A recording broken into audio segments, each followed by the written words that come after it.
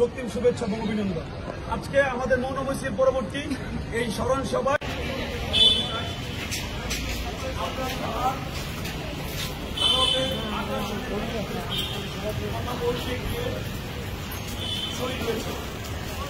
বাংলাদেশকে নিয়ে ভারত সহ যারাই ষড়যন্ত্র করার চেষ্টা করা হবে, প্রত্যেকটি শহীদ আবরারের মতো বাংলাদেশ জাতীয়তাবাদী ছাত্র দলের প্রত্যেকটি সৈনিক ঠিক সেইভাবে রুখে দাঁড়াবে ইনশাআল্লাহ।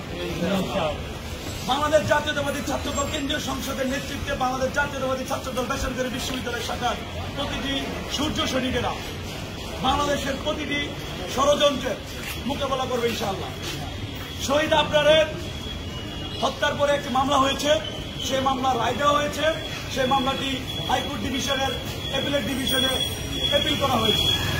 আমরা বাংলাদেশ জাতীয়তাবাদী ছাত্র দল বেসরকারি বিশ্ববিদ্যালয় শাখা থেকে আমরা দাবি জানাতে চাই, অতিলম্বে আপিল বিভাগ থেকে নিম্ন আদালতের রায়কে বহাল রেখে ফাঁসি এবং যাবজ্জীবন কারাদণ্ড। দোকানে লেখা আছে। অন্যথায় বাংলাদেশ জাতীয়তাবাদী ছাত্র দল বেসরকারি বিশ্ববিদ্যালয় শাখা প্রত্যেকটি বিশ্ববিদ্যালয়ে সারা বাংলাদেশে দুর্বার আন্দোলন করে তুলবে ইনশাআল্লাহ। মোটামুটি ভালো।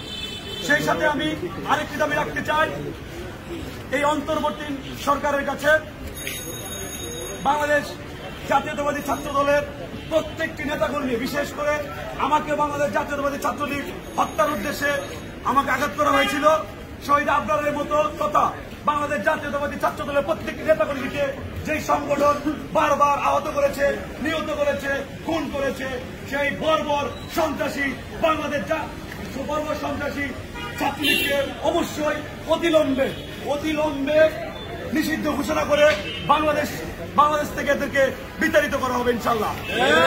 অন্তর্বর্তীকালীন সরকার যদি এই দাবি